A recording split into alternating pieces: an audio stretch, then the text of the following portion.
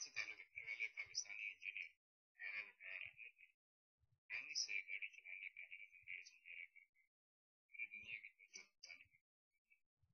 پر حکومت پاکستان پانی سے ریل انجن چلانے کے لیے ٹیکنالوجی کا استعمال کا جائزہ لے رہی ہے تاکہ حکومت نے سلسلے میں کاٹنگ کی ہے کہ پانی سے صرف گاڑی ہی نہیں بلکہ بجلی کی پیداوار اور ریل انجن چلانے کے لیے ٹیکنالوجی سے استفادہ کرنے کا جائزہ لیا جائے گا۔ اس سلسلے میں حتمی اعلان 14 اگست کو یوم آزادی کے موقع پر پاکستان اس وقت توانائی کے بحران سے دوچار ہے۔ عامر وقار احمد نے